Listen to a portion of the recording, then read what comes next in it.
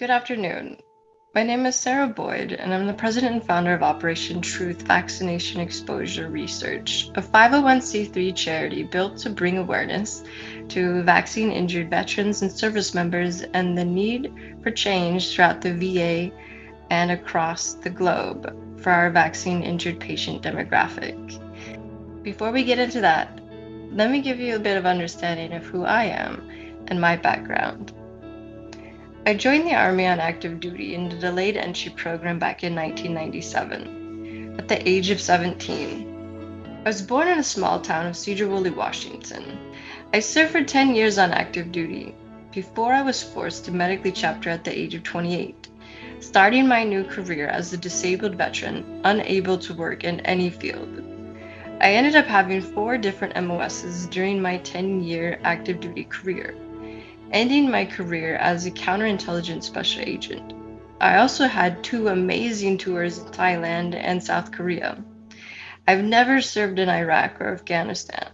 However, I have Gulf War illness. I will explain how that is in a moment. But first, let's discuss what Gulf War illness is and how the PACT Act fits into the overall environmental toxic exposure diagnostic and treatment protocols. What is Gulf War illness? According to the VA, they state that Gulf War illness is a cluster of medically unexplained chronic symptoms that include fatigue, headaches, joint pain, ingestion, insomnia, dizziness, respiratory disorders, memory problems. The VA refers to these illnesses as chronic multi-symptom illness.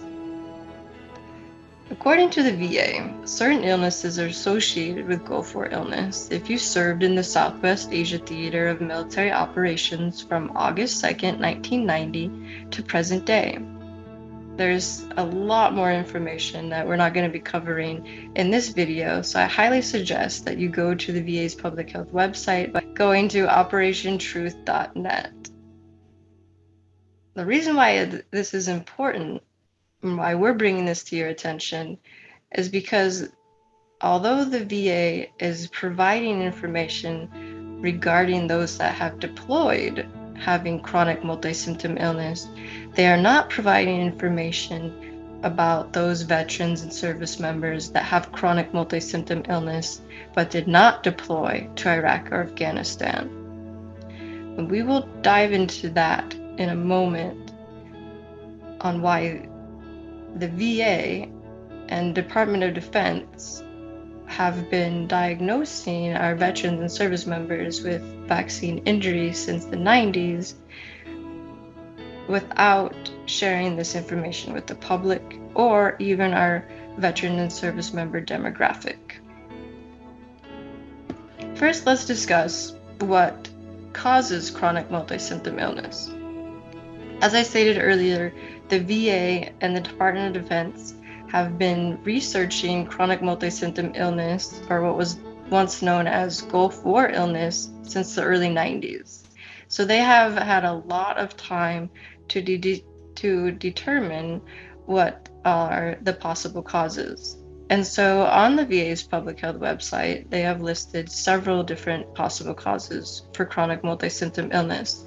When you hear these causes, please be understanding that not everyone that deployed has been around these causes. And so these causes also include the non-deployed, because the VA and Department of Defense understand now, after gathering the data since the early 90s, that it does not just affect those that deployed. So the causes that the VA and Department of Defense have came up with as carc paint, chemical and biological weapons, harsh living conditions like barracks that have asbestos and mold, incoming fire, explosive events, industrial solvents and chemicals, infections, injuries, musculoskeletal wear and tear, oil well fires, smoke and petroleum, loud noises, pesticides, physical and mental stressors, PB pills, which were only given to the service members that went to the first Gulf War in the 90s, sand, dust, and airborne particulate matter, and vaccinations, multiple in short period of time. Yes, the VA and Department of Defense recognizes that military vaccinations cause chronic multi-symptom illness. So how did the VA and Department of Defense gain all this data? Well, they certainly aren't out there doing it for themselves to understand what is hurting our veterans or service members. Those individuals that have stood up against the VA, who have stood up against the Department of Defense, have gone through our U.S. congressional mandate to do so. Veterans like Denise Nichols and several other hardworking veterans who have put together the Gulf War Illness Research Group that we now know today as the Research Advisory Committee on Gulf War Veterans Illnesses. They conduct a veteran engagement session just about every quarter to give feedback to the Secretary of the VA by gathering data from their researchers and the veterans that come to these engagement sessions and express the need for change to the Secretary of the VA.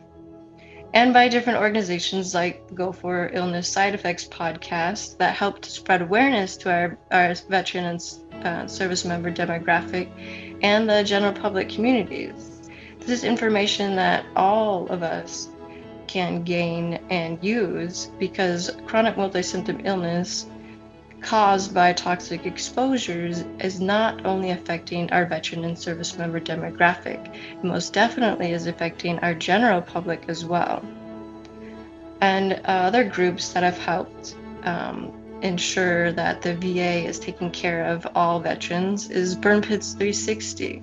The PACT Act came through a U.S. congressional mandate as a result of the hard work that fellow veteran Leroy Torres and his wife Rosie put together in making that happen through a U.S. congressional mandate.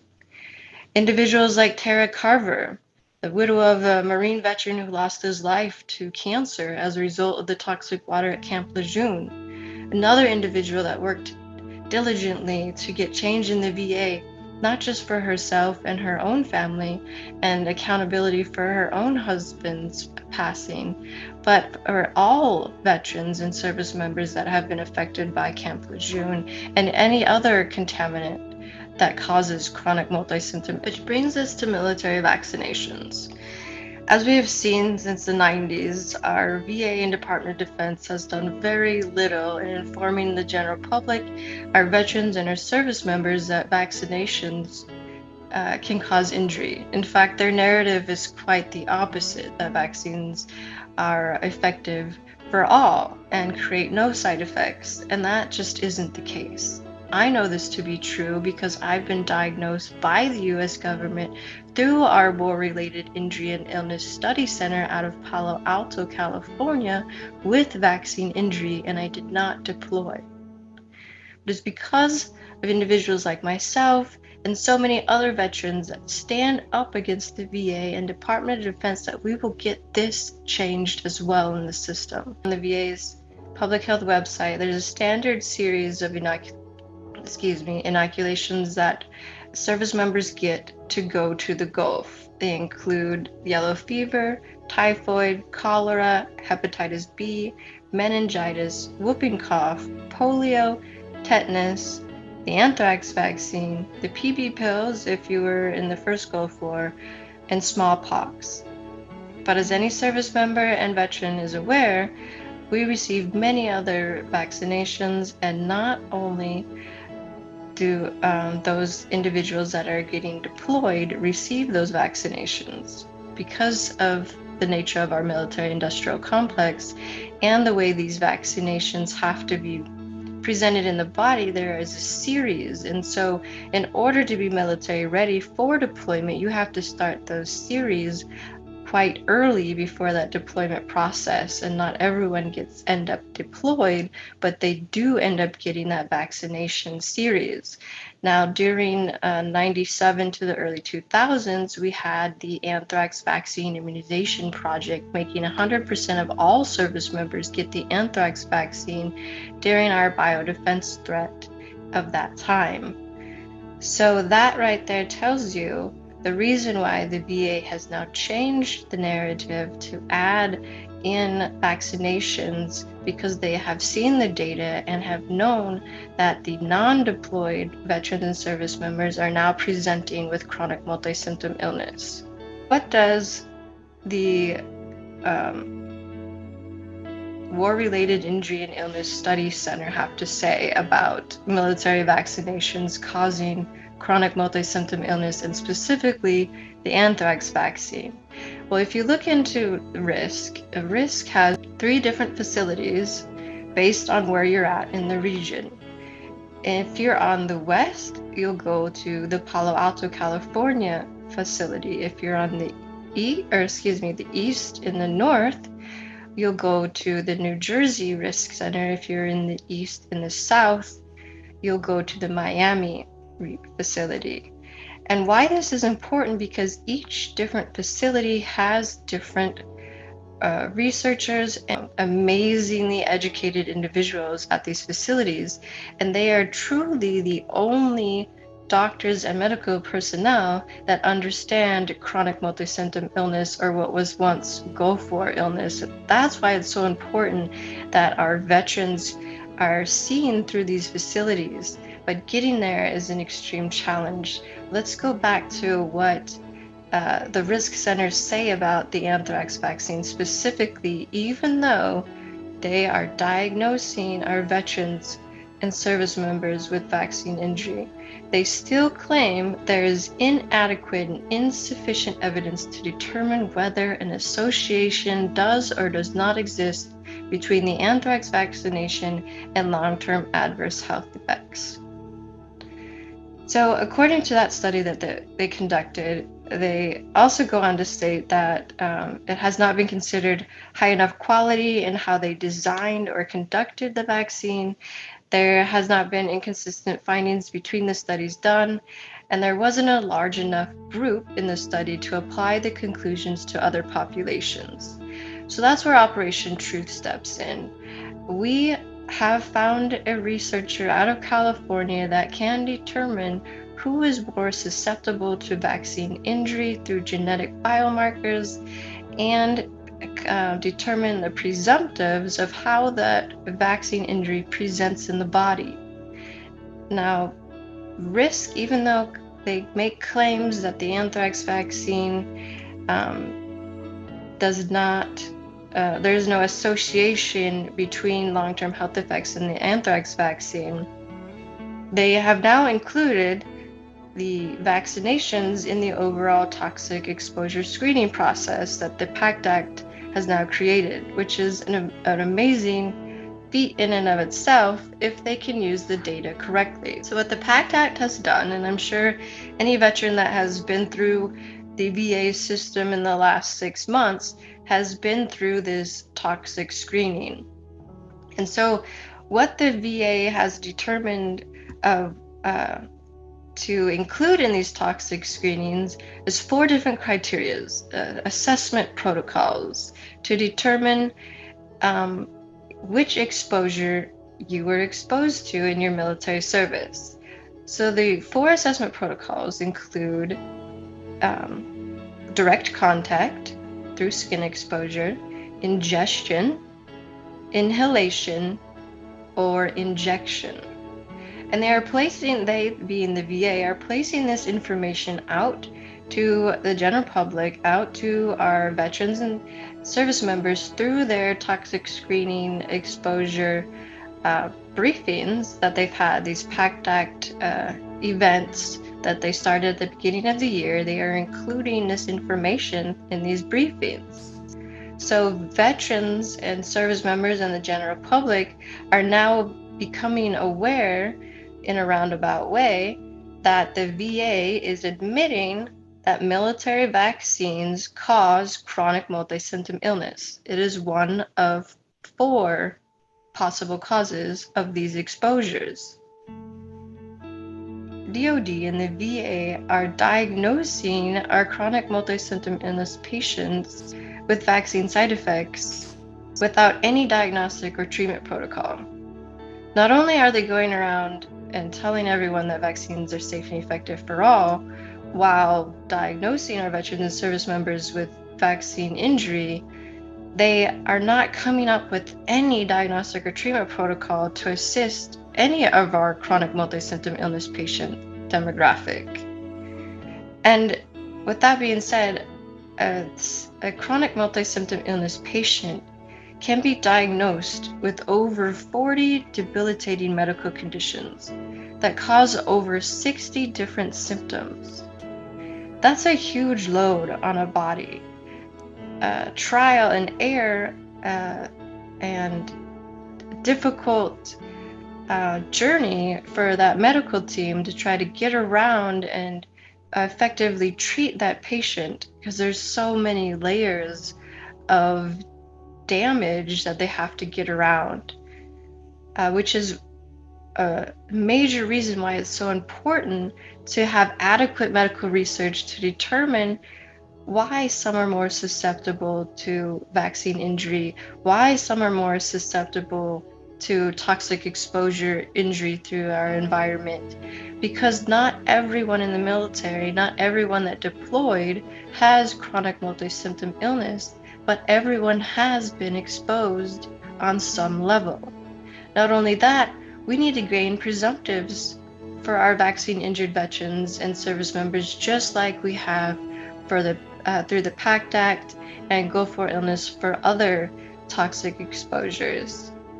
So currently the diagnostic protocol through the VA, and not just for our vaccine injured veterans, but our chronic multi-symptom illness veterans across the nation, is deny, gaslight, and deny some more.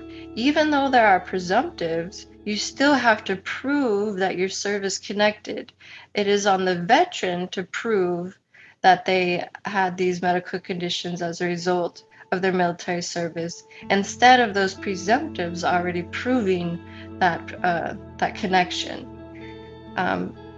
When it comes to vaccine injury or any toxic exposure, a lot of times it doesn't present in the body directly. Those like myself, when I was going through my military service, we weren't aware that the damage was being caused by these vaccines. And so it's called in the medical community tardive or delayed onset. And so that's what the VA has been seeing with our veterans that have chronic multi-symptom illness from these toxic exposures, that it seems to be a delayed onset. And that makes it even more important when conducting your root cause analysis to determine which one of these toxic exposures caused your chronic multi-symptom illness. And when it comes to our vaccine injured veterans or service members, how it presents in the body, it seems to present through the immune response first, which is congruent with what the vaccination process is supposed to do. It goes to the immune system and allows that reaction to create antibody to fight against that antigen. But in a body like myself that has a genetic biomarker that allows that substance to go into other cellular walls, to break that cellular barrier and bring that substance into other body systems. And we'll get into that in a moment with Dr. Ashford's hypothesis and why it is so important to understand the root cause and conduct the proper analysis to determine the right diagnostic and treatment protocol. Which brings me to what I was able to do, present my root cause analysis to the nation's top researchers at the War-Related Injury and Illness Study Center in Palo Alto, California. Unfortunately, in order to do so, because I was in Michigan, I had to stay with family in Washington State so that I can then be seen through the Palo Alto, California WRIISC through virtual evaluation. So last year I was able to do so, and I went through the WRIISC evaluation, a week-long process, and I spoke with multiple different researchers and including the lead researcher and the director of the WRIISC Center in Palo Alto, Dr. Ashford.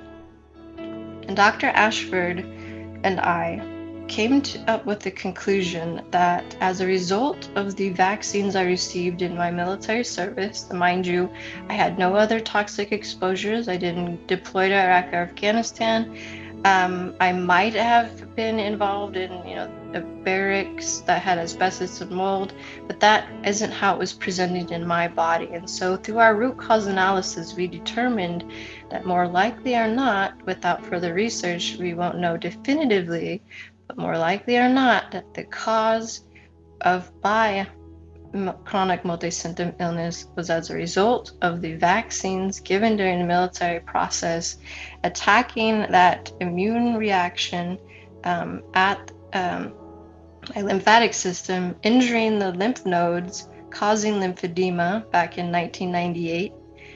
Going through my military career, continuing to get the vaccination process, continuing further damage, injuring the peripheral neurons, which caused my dysautonomia or autonomic neuropathy, which also caused my POTS and other reactions against the other organs, such as my thyroid problems. Dr. Ashford went on to conclude that it's unclear how my endometriosis developed, but what we do know from research is that endometriosis is caused due to an excess of estrogen production, and therefore in other literature we have seen that same pattern of behavior in other vaccine injured patients, that it does play a role in our endocrine system. It could possibly have caused the endometriosis as well. Those are just a few of the medical conditions I deal with that Dr. Ashford and I was able to sit down and determine through root cause analysis that these vaccination process caused in my body and is presenting as this chronic multi-symptom illness. As I stated earlier, our vaccine-injured veterans and service members could have over 40 debilitating medical conditions that cause over 60 different symptoms. So determining which one of those is caused by which vaccine is going to be extremely challenging, and we have a lot of work to do going forward, which is why we need the VA, the Department of Defense, and our US Congress to get started on this now, immediately, so that we aren't continuing to create more vaccine-injured patients. But what else I discovered through this risk evaluation is that not only did I receive a diagnosis of vaccine injury, but there's actually a medical code for vaccine side effects, and it's through the World Health Organization. ICD-10 code T50.alpha95 Sierra. For adverse effect of other bacterial vaccines, sequela is a medical classification as listed by WHO under the range injury, poisoning, and certain other consequences of external causes. So if the World Health Organization and the Department of Defense and our Veteran Affairs is not only going to have a medical code, but diagnose our citizens with vaccine injury, we must do something to inform not only our vaccine injured veterans and patients, but our general public of what is the reality of our vaccination process. Tying Dr. Ashford's evaluation into Gulf War illness and his role as the director of the WRIISC in Palo Alto, California is important. And that is why I have decided to present this information to you today. And Dr. Ashford, back in August of 2021, presented a hypothesis to the Research Advisory Committee on Gulf War illnesses. And he went on to claim what Gulf War illness was and who it affected. So he determined that it is a condition that affects 30 to 40% of veterans who were deployed to Operation Desert Shield and Desert Storm.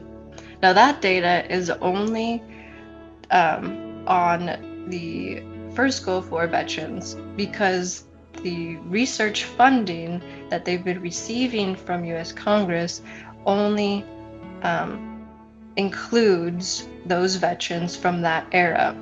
So if we know already that almost 50%, that's half of those that were deployed, have chronic multi-symptom illness, just think of how many of those that deployed to our current war of Iraq, or past war of Afghanistan, that could possibly have a form of chronic multi-symptom illness, and then think of how many that didn't deploy that have still been subject to these exposures that could potentially have a form of chronic multi-symptom illness. This is huge. This is information that must be put out there for all to understand so that they can properly treat their medical conditions before it gets out of hand and becomes a much larger, incurable problem. Dr. Ashford goes on to state that Gulf War illness is a collection of symptoms with a weak diagnostic criteria, no accepted pathophysiological explanation, with a variety of unestablished biomarkers and no specific treatment. This briefing was back in August of 2021, which means since the 90s, they have been spending over $500 million on researching the first Gulf War veterans alone. After spending all that time and all that money, collecting all that data, and we still have no proper diagnostic or treatment protocol. But Dr. Ashford continues to go on in his briefing, and what he believes in his hypothesis could really help our diagnostic and treatment protocol for all Gulf War era veterans. He believes there is a commonality, common diagnoses, a common dysfunction across our demographic of patients, and it's called dysautonomia, autonomic neuropathy. Now, if you recall, I stated earlier through Dr. Ashford's evaluation of my root cause analysis that he concluded that my autonomic neuropathy or peripheral neuron damage was caused by the vaccine.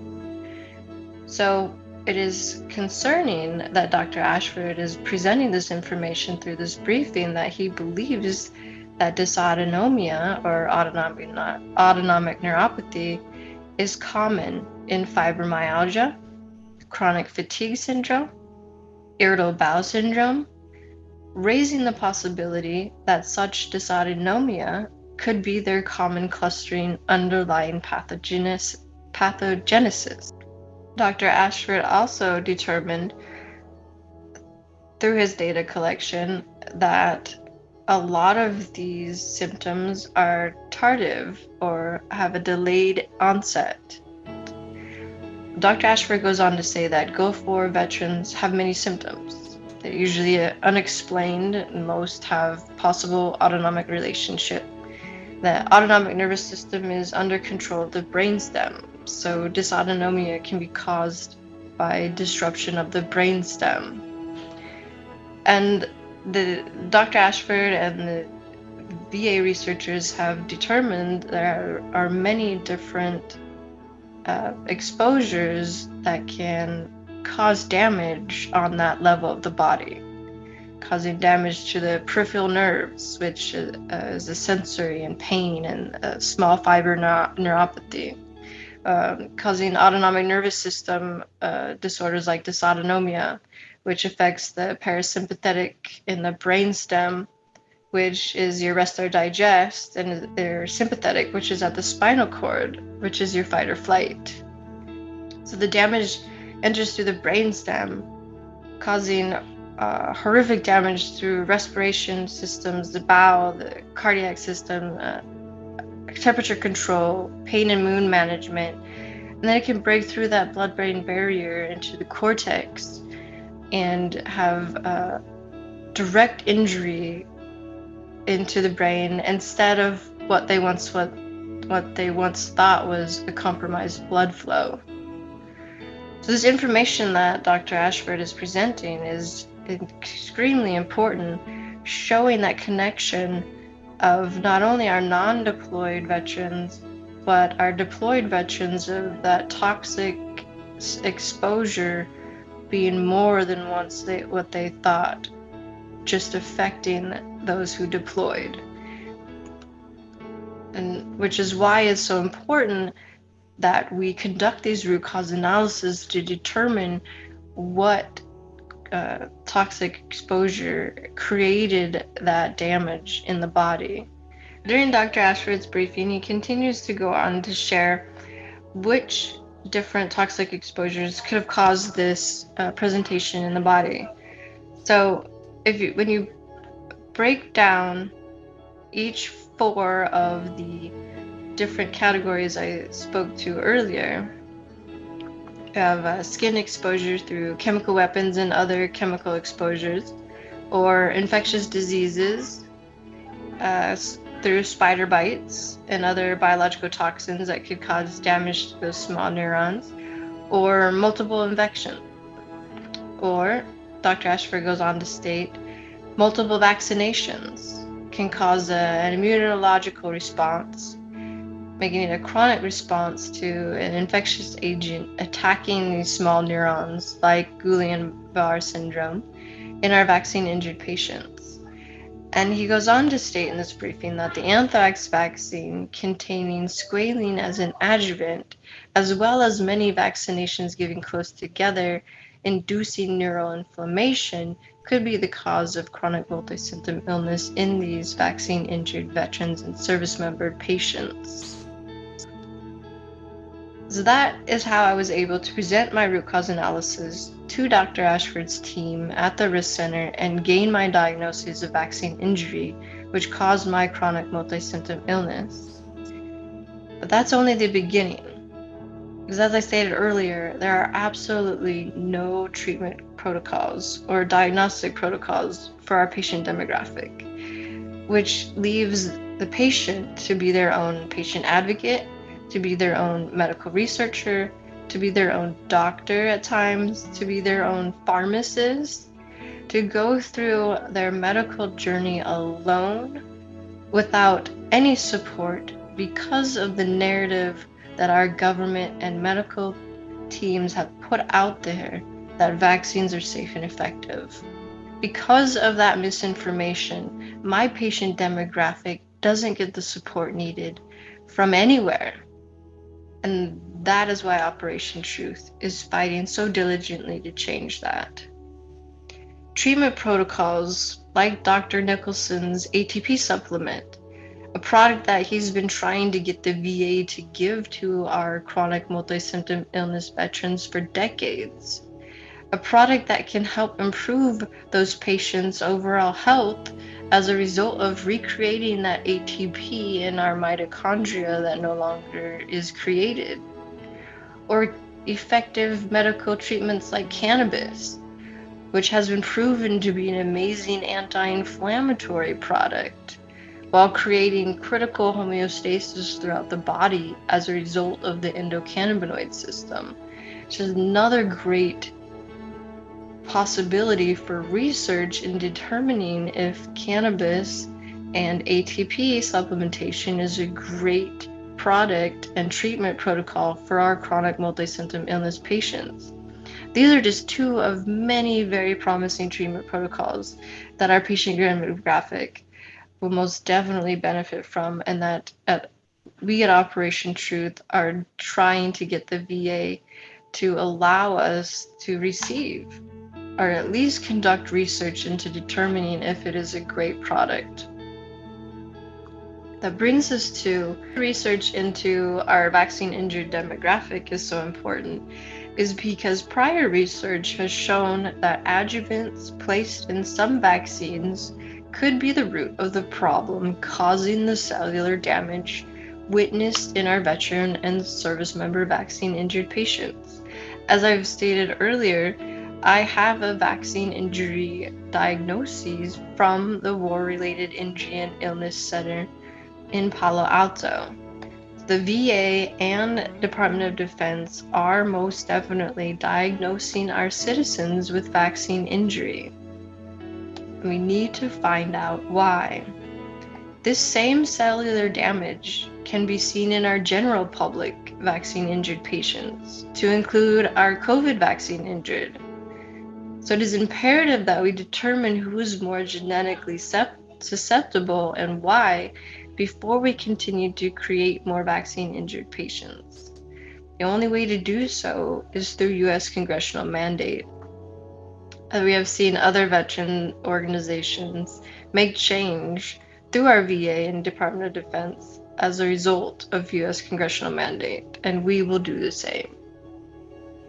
So without further research, we may never know who's more genetically susceptible to vaccine side effects or how the injury presents in the body. Without this critical data, we will never be able to determine proper diagnostic or treatment protocols. Therefore, only treating the symptoms and never the root cause of the chronic multi-symptom illness itself. Without knowing which exposure caused your chronic multi-symptom illness, you will never be able to detox or heal appropriately. Further reiterating the need for vaccine injury research and data collection of the ingredients listed in each military vaccine given, regardless of their biodefense status. This is why Operation Truth fights so diligently for change in the system for us all. It is imperative that we take care of all patients, not just those that the VA, the Department of Defense, and our US government deems worthy. Thank each and every one of you for your support and for understanding the need for change in our healthcare system. We no longer can afford to continue to treat our fellow citizens as a group model healthcare. We must do our due diligence in changing that healthcare model to an individualized healthcare model, especially for those individuals like myself and so many others that have chronic multi-symptom illness. It is not just our veterans, it's not just our service member demographic, it is definitely our general public. If you look around and be cognitive of the other disabled patients in our communities, we are seeing an increase in chronic illness, an increase in autoimmune disease, an increase in nerve damage diseases that are incurable, that will create a lifelong problem for each patient. So it is imperative that we do our due diligence to conduct this research and make change for us all.